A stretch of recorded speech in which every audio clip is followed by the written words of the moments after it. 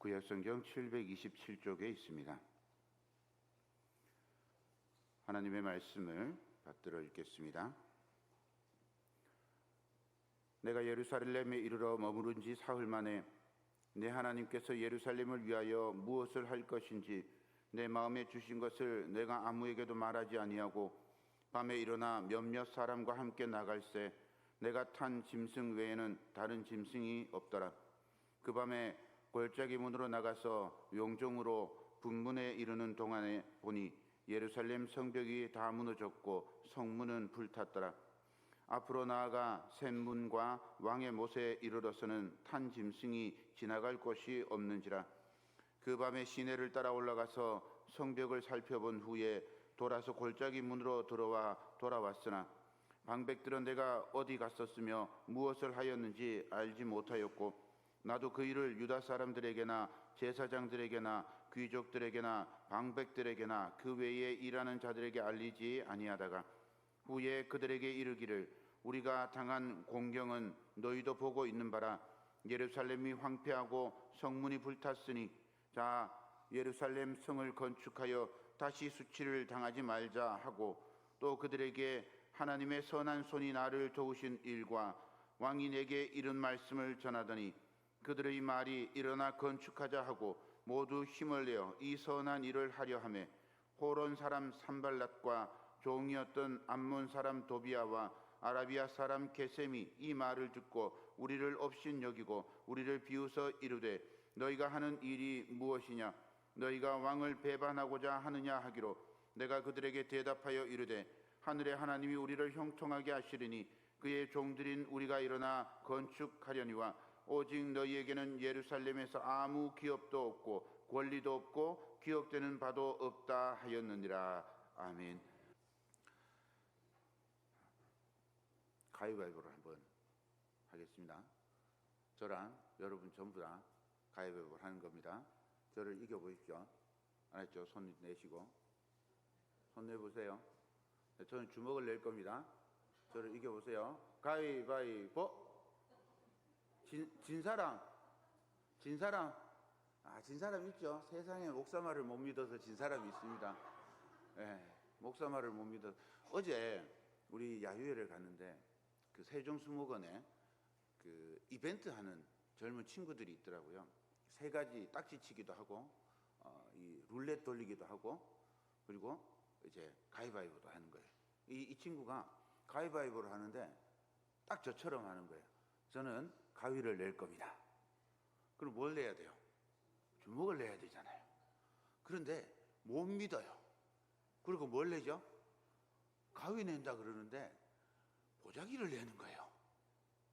자기는 한 번 더 생각한다고. 그 친구는 어떻게든 선물을 주고 싶어가지고 가위를 낼 겁니다. 그랬는데 한 번 더 생각을 해가지고 내가 보자기를 내면 저 친구가 주먹을 내서 내가 이기겠지 이렇게 생각을 해가지고 지더라고요. 이게 우리 신앙생활에도 비슷한 게 적용이 되는구나 하는 생각을 가졌어요. 우리가 우리 안에 문제를 만드는 거예요. 하나님은 답을 줬는데 그 답을 못 믿어. 그리고 우리 딴에는 한 번 더 생각한다고 탁 생각해가지고 딴짓을 하는 거죠. 딴짓을 해놓고 보니까 하나님이 가르쳐 주신 건 이쪽이었구나 나중에 깨닫게 되더라는 거죠. 하나님 말씀을 믿지 못하는 이 내 마음이 그런 문제들을 오히려 더 만들어내는 게 아닐까 이런 생각을 해보았습니다. 1869년에 우리나라는 말 타고 걸어 다니고 이러고 있는데 미국 뉴욕이라고 하는 도시는 엄청 번창해 갔습니다. 그런데 이 뉴욕이라는 도시가 번창해 가는데 그 옆에 섬이 하나 길쭉한 게 하나 붙어 있어요. 맨하탄이라고 하는 섬입니다. 영화에도 자주 나오고 그런 섬인데 그 섬으로 이제 사람들이 이제 이주해서 거기도 사람들이 많이 사는 거예요. 그 섬에 사는 사람들이 이 뉴욕으로 출근을 해야 되는데 강이 하나 있어요. 이스트 강이라고. 그냥 이름도 그냥 동강이에요. 저 우리 영월에 가면 동강 있잖아요. 그냥 동강입니다. 강이 있는데 이 강이 물살이 너무 빨라요. 그리고 겨울 되면 강이 얼어버리는 거예요. 배를 타고 건널 수가 없어요. 다 얼면 좋겠는데 물살이 빠른 강들은 다 얼지 않잖아요. 중간에 꼭 숨구멍들이 있어요. 그래서 걸어서 건너가기도 힘들고 배를 타고 가기도 힘들고 이런 상황이 되는 거예요. 그런데 다리를 만들면 쉽잖아요. 근데 다리를 만들 수가 없어요. 양쪽이 물살도 험하고 바위로 되어 있고 깊이도 깊은 거예요. 그런데 독일에서 이민 온 존 레블링이라고 하는 토목 기술자가 1800m 되는 현수교, 교각이 없는 다리를 만들겠습니다 라고 제안을 했어요. 그 당시에는 이 현수교 자체도 만들기가 어려웠는데 이 1800m, 1.8km 되는 현수교를 만든다는 건 상상도 할 수 없었던 일이에요. 그래서 사람들이 전부 다 저 몽상가다 그러면서 막 비난을 하고 조롱을 하고 이럽니다. 어찌어찌 해서 공사를 안 했습니다. 그 공사를 시작했는데 존 레블링이 측량하다가 바위하고 배 사이에 몸이 끼어가지고 어떻게 됐겠어요? 죽었어요. 공사는 시작했는데 공사 감독관이 죽었네요. 그런데 마침 그 아들이 같은 토목기사였습니다. 이 아들이 물려받아가지고 이제 시작을 했어요. 그런데 강 속에 요즘은 강 속에 이제 기둥을 박는 게 옛날처럼 어렵지 않습니다. 그냥 큰 원통을 집어넣어서 아예 거기를 맨 땅을 만들어 놓고 거기 포크레인 들어가가지고 구멍을 뚫더라고요. 바다에는 이 케이지, 지금도 그 방법을 쓰는데 케이지를 이렇게 쌓아 올려가지고 거기다 구멍을 뚫어요. 옛날에는 어떻게 했는가 하면 컵 있잖아요. 컵을 거꾸로 물에다 넣으면 어떻게 되죠? 컵 속에 공기가 물을 밀어내잖아요. 그런 방법을 이용해서 쇠로 만든 컵을 만들고 그걸 물에다 넣어요. 그 위에다가 구멍을 뚫어서 거기서 압축 공기를 집어넣는 거예요. 그렇게 해가지고 30m 밑에 안반에다가 구멍을 뚫는 거예요. 그런데 이렇게 해서 물로 내려가도 그 속은 그냥 맨 땅이 아니에요. 그냥 물 속에 있는 거하고 똑같아. 행동만 공기 속에서 행동하는 거지 물 속에 있는 거하고 똑같은 거예요. 물 속에 깊이 잠수하면 무슨 일이 생기는가 하면 그 물의 압력 때문에 이렇게 혈관들이 좁아집니다. 그러다가 갑자기 물 위로 올라오면 혈관들이 팍 퍼지면서 그 속에 공기방울이 막 생겨서 그 혈관을 막아요. 그걸 잠수병이라고 그러는데 이 잠수병이 이 강바닥에서 공사하는 사람들한테도 생긴 거예요. 이 아들 레블링도 이 잠수병에 걸렸어요. 그래서 잠수병에 걸려서 마비가 오는데 움직이지는 못해요. 손가락만, 머리가 정상이고 손가락만 움직일 수 있는 거예요. 이 공사는 이제 끝났다 이런 생각을 했는데 또 한 명의 사람이 등장해요. 이번에 누군가 하면 이 아들 레블링의 아내가 등장합니다. 아내는 토목기술자도 아니에요. 그런데 이 아들 레블링이 손으로 두드려서 신호를 보내는 거예요. 그러면 그 신호를 받아 적어서 그 다음날 가서 공사를 하는 거예요. 그런 식으로 공사를 해서 14년 동안 공사를 해서 마침내 다리를 완성했어요. 그게 지금도 나왔습니다. 저 다리입니다. 엄청 길죠? 저 다리가 브루클린 대교랍니다. 못 가봤어요. 한 장 더 보여주세요. 요건 야경입니다. 브루클린 대교의 야경은 저 다리 아닌데 제가 잘못 뽑았나 보네요. 저 다리 아닙니다. 죄송합니다. 앞에 게 진짜입니다. 벽돌로 쌓아올린 벽돌로 그 다음 거는 이상하게 철제인데 제가 잠결에 잘못 뽑았나 봅니다. 벽돌로 저걸 다 쌓아 올려가지고 저렇게 중간에 기둥도 없이 저렇게 만들었는데 저게 언젠가 하면 1883년입니다. 1883년. 우리나라 이제 갓 개항해가지고 일본한테 강화도 조약 맺고 불평등 조약 맺고 이럴 때 이 사람들은 이걸 만든 거예요. 어려움이 있고요. 다른 사람들의 비난이 있고요. 또 자연의 방해가 있고요. 사고가 있고 죽음이 있었어요. 그런데 이 레블링 부자의 꿈을 아무것도 꺾지 못했습니다. 바깥의 장애는 어쩌면 장애가 아닙니다. 정말 장애는, 정말 우리를 가로막는 건, 우리를 거치는 건 우리 속에 있는 겁니다. 목사가 주먹 낸다 그러는데 그거 못 믿고 가위를 내는 건 우리 마음에 거치는 게 있기 때문에. 우리 삶에도 그렇습니다. 우리 삶에도 거치는 것들이 참 많습니다. 갑자기 건강에 이상이 생기고 재정에 문제가 생기고 사람들에게 상처를 받습니다. 부푼 꿈을 안고 출발했는데 생각지 못했던 역경들에 지치고 넘어질 수밖에 없는 그런 장애가 우리 앞에 생겨나서 좌절할 때도 있습니다. 이럴 때 어떻게 해야 할까요? 우리 인생에 거치는 것들 앞에서 멈추어 서서 여기까지가 끝인가 보 체념하고 포기할 수는 없습니다. 오늘 말씀은 느헤미야가 예루살렘 성을 재건하는 과정 속에 생기는 이 거치는 것들 앞에서 낙담하고 좌절하지 않고 오히려 이 거치는 것들을 밟고 올라서서 하나님이 주신 사명을 완수하는 장면의 첫 부분입니다. 느헤미야가 어떻게 이 거치는 것, 장애물을 뛰어넘어서 사명을 감당할 수 있었을지 우리 말씀을 함께 나누면서 은혜를 나누고자 합니다. 우리가 맞이하는 이 거치는 것들, 바깥에 분명히 존재하지만 그 거치는 것들의 실상은 우리 안에 있습니다. 수산성에서 술 맡은 관원으로 평안하게 지내던 느헤미야가 고향의 소식을 들었습니다. 예루살렘 성이 폐허가 되었고 성벽은 허물어지고 성문은 불타 없어졌답니다. 느헤미야는 나라가 망하고 유대인의 상징과도 같은 그 예루살렘 성이 회표되었다는 소식을 듣고 목 놓아 울다가 금식하면서 하나님께 기도했습니다. 민족의 죄와 허물을 회개하고 하나님의 자비를 구하면서 느헤미야는 이렇게 간구합니다. 1장 11절입니다. 주여 구하오니 귀를 기울이사 종의 기도와 주의 이름을 경외하기를 기뻐하는 종들의 기도를 들으시고 오늘 종이 형통하여 이 사람들 앞에서 은혜를 입게 하옵소서 하였더니 그때에 내가 왕의 술관원이 되었느니라. 이 느헤미야는요 그냥 술관원으로 평생 떵떵거리면서 편하게 살 수 있었습니다.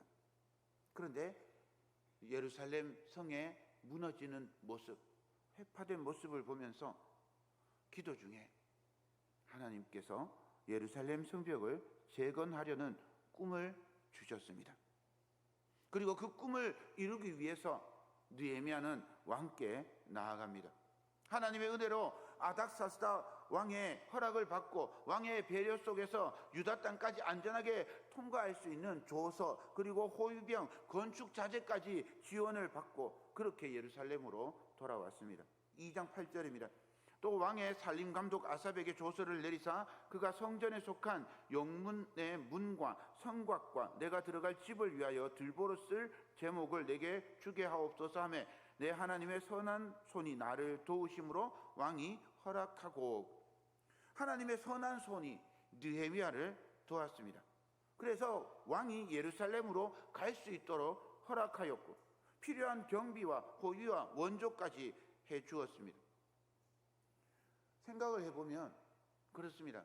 느헤미야가 자기의 그 안락한 자리를 내려놓는 것도 자기에게는 엄청난 힘든 일이었을 겁니다.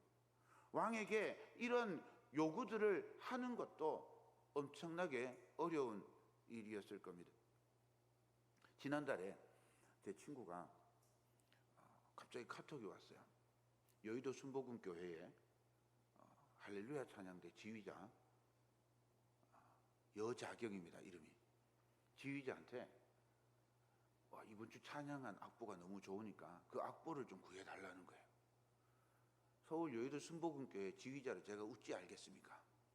알 방법도 없고 알 수 있는 저것도 없어요. 그런데 검색을 해보니까 이분이 대전 시립 오케스트라 감독이더라고요. 대전 시립 오케스트라 감독 그 단원 중에 나 아는 사람이 있어요. 그래서 전화를 했어요. 그럴 때 은퇴했대요. 세상에나. 그래서 친구한테 못한다 포기를 했어요. 그래서 혹시 모르잖아요. 그래서 제가 찬양을 좋아한다. 찬양을 너무 좋은데 너무 은혜로운 찬양이라서 악보를 받고 싶다.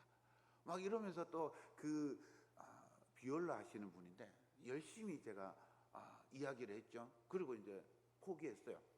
한 2주가 지났는데 카톡이 왔어요. 카톡이 왔는데 그 곡이 딱 온 거예요. 나의 등 뒤에서를 편곡을 해가지고 너무 은혜롭게 찬양한 곡인데 그게 온 거예요. 그러면서 느끼는 거예요. 제가 여자경 지휘자를 몰라요. 모르니까 그만두면 어떻게 될까요? 그냥 끝나는 거죠. 뭐 사실 그 끝난다고 별일은 아닙니다. 그런데 제가 부끄럽지만 제가 한번 제가 동원할 수 있는 방법을 동원해 봐야 되겠다. 이런 생각을 하고 이 사람한테도 연락을 해보고 저 사람한테도 연락을 해보다 보니까 세상에 아는 사람이 있고 그 아는 사람한테 부끄러워가지고 이 부탁도 못 하겠는데 거절당하면 어떡해요? 부탁을 했는데 거절당하면 진짜 부끄럽잖아요. 그래서 고민을 하다가 부탁을 했는데 악보를 구해준 거예요. 그분도 얼마나 부탁하기가 힘들었겠어요. 그런데 참 하나님의 은혜로 악보를 잘 구했습니다. 혹시 할렐루야 필요하면 제가 악보 드리도록 하겠습니다. 하나님의 선한 손은요, 일하려는 사람에게 역사하십니다. 하나님의 선한 손은요, 가만 앉아있는 사람한테 절대 역사하지 않습니다. 하나님의 선한 손은요, 어떻게든 기도하면서 예루살렘 성이 회파된 것을 슬퍼하고 예루살렘 성이 무너진 것을 안타까워하고 기도하며 어떻게 하면 이 예루살렘 성을 재건할 수 있게 내가 무언가 할 수 있을까 고민하고 기도할 때 그때 하나님의 선한 손이 역사하는 겁니다. 교회를 위해서도 마찬가지입니다. 교회를 위해서 헌신할 때 그냥 아이고 교회가 왜 이 모양 이 꼴아지냐, 교회가 왜 이래 사랑이 없냐 이래 얘기할 게 아니라 사랑이 없으면 내가 사랑하는 거예요. 내가 섬기는 거예요. 교회에 거미줄이 많으면 내가 그냥 손으로라도 거미줄을 치워주는 거예요. 그러면 그때 하나님의 선하신 손이 활동하는 겁니다. 그때 하나님의 역사가 이루어지는 거죠.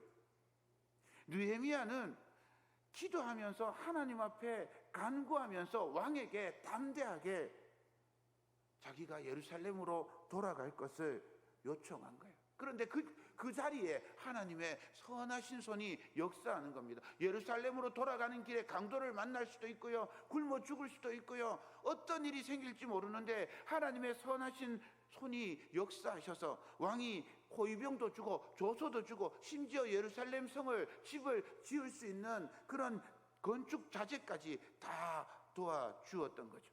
성도는 특별히 사명받은 사람에게는 이 하나님의 손이 필요합니다. 하나님께서 강한 손과 편팔로 애굽에서 이스라엘 백성들을 인도하여 내신 것처럼 느헤미야를 바사에서 예루살렘으로 돌아오게 하신 것처럼 성도의 삶을 인도하여 하나님의 나라를 위해서 헌신할 수 있도록 도우신 하나님의 선하신 손길이 함께하기를 축원합니다. 하나님의 도우심으로 예루살렘에 도착한 느헤미야는 3일간 기도합니다. 그리고 성벽이 얼마나 회파되었는지 조사를 하였습니다. 그리고 결정적일 때 사람들에게 느헤미야의 마음을 고백하면서 이렇게 사람들을 설득합니다. 16절과 17절입니다. 후에 그들에게 이르기를 우리가 당한 곤경은 너희도 보고 있는 바라. 예루살렘이 황폐하고 성문이 불탔으니 자 예루살렘 성을 건축하여 다시 수치를 당하지 말자 하고 또 그들에게 하나님의 선한 손이 나를 도우신 일과 왕이 내게 이른 말씀을 전하였더니 그들의 말이 일어나 건축하자 하고 모든 힘을 내어 이 선한 일을 하여 하매 하나님께서 어떻게 느헤미야를 예루살렘이 황폐된 소식을 듣게 하였는지 다시 예루살렘 성을 건축하여 수치를 당하지 않기를 결단하게 하였는지 또 돌아오는 과정에 하나님의 선한 손이 어떻게 도우셨는지를 사람들에게 알립니다. 사람들의 마음에 성벽을 건축하려는 열정과 동기를 강하게 부여해 줍니다. 이 방백들은요, 예루살렘 성이 회파된 채로 지금까지 수십 년을 살아온 겁니다. 이때가 성전은 건축되어 있을 때입니다. 성전은 건축되어 있는데 성벽은 다 무너져 있는 거예요. 상상을 해보세요. 다 무너진 폐허에 성벽만 덩그러니 있는 거예요. 그게 예루살렘의 모습인 거예요. 그런데 방백들도, 백성의 지도자들도, 심지어 백성들도 전부 다 그냥 그 상태로 있는 거죠. 그들의 마음이 예루살렘 성처럼 그렇게 무너져 있었기 때문이에요. 그런데 느헤미야가 와서 이 성벽을 건축하며 우리의 마음을 세우고, 하나님을 향한 우리의 마음을 세우고, 세상을 향한 우리의 마음을 세워서 우리가 세상 속에서 하나님의 사람으로 온전한 삶을 살아가기를 권면하면서 하나님의 선한 소를 이야기하며 열정과 동기를 부여할 때 백성들이 한 마음으로 힘을 내어서 함께 성벽을 쌓으려는, 그래서 강력한 하나님의 일을 감당할 수 있는 용사들로 바뀌는 걸 볼 수 있습니다. 그렇게 한 마음으로 이제 성벽을 쌓으려고 하는데 강력한 장애물, 방해물이 나타납니다. 요단 동편의 토호들인 산발랏, 도비야, 게셈입니다. 19절입니다. 호론 사람 산발랏과 종이었던 암몬 사람 도비야와 아라비아 사람 게셈이 이 말을 듣고 우리를 업신여기고 우리를 비웃어 이르되 너희가 하는 일이 무엇이냐, 너희가 왕을 배반하고자 하느냐 하기로. 산발랏과 도비야와 게셈, 이 사람들은 이제껏 유대인들을 괴롭히는 적대 세력이었습니다. 그런데 이들의 실제 마음은 오히려 두려움과 근심이 가득했어요. 왜냐하면 유대 백성들이 강력해지면 자기들이 손해거든요. 그래서 속으로는 그런 두려운 마음, 근심을 가지고도 겉으로는 이 성벽은 건축할 수가 없어, 불가능해 라고 생각하면서 비웃고 업신여기고 비난합니다. 이들이 어떻게 비난하는지, 먼저 능력도 안 되면서 큰 공사를 시작하는 바보구나 이렇게 비난합니다. 유대 총독으로 부임한 느헤미야를 공격할 수는 없잖아요. 이 바사에서 임명한 총독이니까. 그러니까 패배감에 물들어 있는 유다 사람들을 공격하고 비웃고 조롱합니다. 노아가 방주를 만들 때를 한번 생각해 보십시오. 노아가 120년 동안 방주를 만들 때 사람들이 어떻게 했을까요? 성경에는 안 나와 있습니다. 탈무드라고 하는 그 유대인들의 그 책에 보면 사람들이 이렇게 말했답니다. 방주를 왜 짓습니까? 하나님께서 세상을 심판하시기 때문입니다. 사람들이 그 심판이 언제 옵니까? 모릅니다. 사람들이 막 비웃어요. 혼자서 방주에 용거를 만들고 늑판을 세우는 모습을 보면서 저걸 혼자 어떻게 만드나? 저렇게 큰 배를 만들어서 어디다 쓰나? 사람들이 비웃고 조롱하고 미쳤다고 하기도 했답니다. 망해버린 예루살렘에 돌을 옮겨올 사람이 있습니까? 그 사람들을 고용할 돈이 있습니까? 모든 것이 다 불가능한 일이라고 이 사람들이 조롱하고 비웃고 낙담하게 만드는 겁니다. 또 두 번째는 예루살렘 성벽을 만드는 일은 유대인을 고향으로 돌아오게 자비를 베풀어준 바사 왕에 대한 배반 행위다 라고 또 질타하고 있습니다. 이 배반 행위가 발각되면 군대가 와서 너희를 진멸할 것이다 협박하고 있는 겁니다. 유대인들이 생각하면 틀린 말도 아니잖아요. 자기들이 철저히 무너졌던 기억이 있으니까, 그래서 패배감에 사로잡혀 있으니까 이 말이 두려운 거예요. 그래서 흔들립니다. 하나님께서 허락하신 일이 분명한데, 그래서 확신으로 일을 시작하지만 장애물을 만납니다.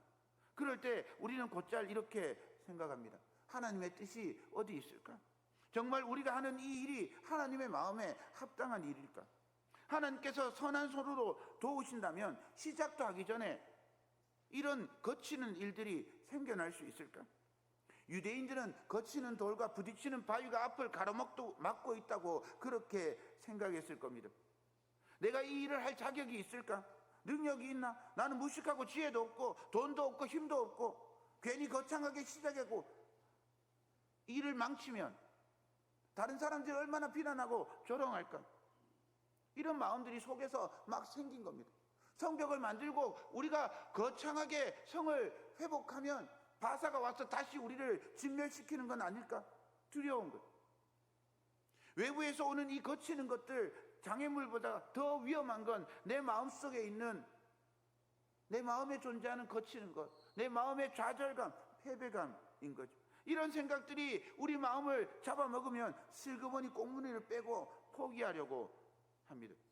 느헤미야 역시 지금까지 하나님의 선하신 손이 도와주셔서 수월하게 일이 잘 진척되었다고 생각되는데 갑자기 장애를 만났습니다. 산발락과 도비아와 게셈이 나타나서 조롱하고 비난하고, 그래 뭐 내가 돈이 어디 있고 사람들이 내 말을 안 들으면 어쩔 수 없잖아, 이렇게 생각하면서 느헤미야가 포기했다면 예루살렘 성벽을 재건하는 일은 불가능했을 겁니다.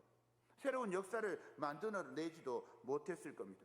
쇠락하고 폐허가 된 예루살렘이 하나님 앞에 새롭게 서는 일도 없었을 겁니다. 마가복음 6장을 보면요, 예수님께서 오병이어 기적을 행했습니다. 그리고는 제자들을 먼저 갈릴리 바다로 건너가게 보내십니다. 예수님은 남아서 무리들을 다 돌려보내고 그 사이 밤이 되었어요. 갈릴리 바다는요, 밤에 강풍이 자주 붑니다. 노련한 뱃사공 출신들 제자들이 많았지만 이 바람과 파도를 어떻게 할 줄을 몰라서 허둥대고 있습니다. 말씀에 순종해서 배를 타고 나왔는데 이렇게 강한 바람과 태산 같은 파도에 넋을 놓아버렸습니다. 주님께서 맡기신 일이 도대체 이해가 되지 않을 때가 있습니다. 이 일이 맞는가? 회의가 생기고, 하나님은 왜 나를 이렇게 어려운 곳으로 보냈을까? 어려운 일을 맡길까? 원망이 생기기도 합니다. 이건 신앙생활에도 똑같습니다. 하나님께서 기뻐하시는 일이라고 생각하고 순종하면서 사역을 맡았고 일을 하는데 계속 어려움이 생깁니다. 개인의 사정도 힘들고 주변 사람들이 비웃는 것 같기도 하고, 그래서 금방 포기하고 좌절해서 저 10년의 밑바닥으로 떨어지는 듯합니다. 나는 그저 조용히 예배 나오는 것도 벅차 그냥 스스로 결정해버립니다. 무태서 제자들의 모습을 보신 예수님께서 무리를 걸어서 제자들에게 옵니다. 여전히 파도는 집어삼킬 것처럼 치고 바람이 배를 뒤집을 것 같은데 태연하게 걸어서 오시는 그 예수님의 모습을 보면서 제자들이 유령이라고 막 더 두려워합니다. 그때 예수님께서 말씀하십니다. 내니 두려워하지 말라. 제자들이 풍랑 앞에서 두려워했던 이유를 마가는 이렇게 소개를 합니다. 마가복음 16장 52절입니다. 이는 그들이 그 떡 떼시던 일을 깨닫지 못하고 도리어 그 마음이 둔하여졌음이로라.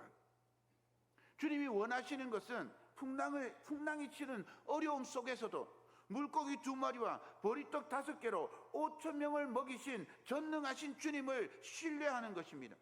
그런데 마음이 둔하여져서 무겁고 어두워져서 내 안에 거치는 것들이 주님을 믿는 믿음을 방해한 겁니다. 오늘 우리에게도 주님은 똑같이 원하십니다. 외부의 장애, 거치는 것이 문제가 아니라 우리를 좌절하게 하고 포기하게 하는 것은 우리 안에 있는 거치는 것이 문제입니다. 어느 순간에도 하나님을 신뢰하는 느헤미야는 대적의 도전, 장애물을 담대히 물리칩니다. 20절입니다. 내가 그들에게 대답하여 이르되 하늘의 하나님이 우리를 형통하게 하시리니 그의 종들인 우리가 일어나 건축하려니와 오직 너희에게는 예루살렘에서 아무 기업도 없고 권리도 없고 기억되는 바도 없다 하였느니라. 느헤미야는 산발락과 도비아와 게셈의 비난과 조롱에 아닥사스다 왕을 생각했을 겁니다. 변덕이 심하고 잔혹한 왕, 그 앞에서 고국을 생각하면서 수심에 쌓이고 근심에 눌릴 때 하나님께 기도함으로 오히려 왕의 은혜를 입고 왕이 성벽을 건축할 재료들을 공급하는 약속까지 받고 고향으로 돌아왔습니다. 그 모든 과정에 하나님의 선하신 손이 함께했음을 믿고 고백했습니다. 그때 도우신 하나님, 크고 놀라우신 하나님께서 선하신 손, 강한 손과 편팔로 나를 형통하게 하여 인도하신 것처럼 오늘 이 사람들이 나를 힘들게 하고 성벽 재건을 방해하고 거치는 걸림돌이 되지만 주님의 이름으로 담대히 선포합니다. 우리는 하늘의 하나님을 섬기는 종이다. 우리는 하나님께서 형통하게 해 주실 것이다. 사탄처럼 우리를 방해하고 넘어지게 하지만 너희는 아무 힘도 권리도 없다. 기억할 가치도 없는 하찮은 것이다. 사랑하는 여러분, 우리 삶에 무수히 많은 거치는 것이 있습니다. 그러나 성도는 거치는 것을 보기에 앞서 전능하신 하나님, 그 선하신 손으로 우리를 도우시는 하나님, 독생자 예수 그리스도를 아끼지 않고 십자가에 내어주신 사랑의 하나님을 볼 수 있어야 합니다. 저와 여러분에게 풍랑 앞에 주눅 들고 당황하며 좌절하지 않고 오병이어의 기적을 베푸시고 풍랑을 밟고 오시는 예수님을 의지하는 믿음이 있기를 소망합니다. 우리에게 주어진 사명 앞에 산발랏이 방해할 수도 있습니다. 우리가 가는 십자가의 길을 도비아가 회방할 수도 있습니다. 우리가 섬기는 헌신을 조롱하는 계셈이 있을 수도 있습니다. 그러나 우리는 전능하신 하나님의 종 예수 그리스도를 따르는 제자입니다. 우리에게 맡겨진 사명을 주님의 능력으로 감당할 수 있는 복된 성도 되시기를 축원드립니다.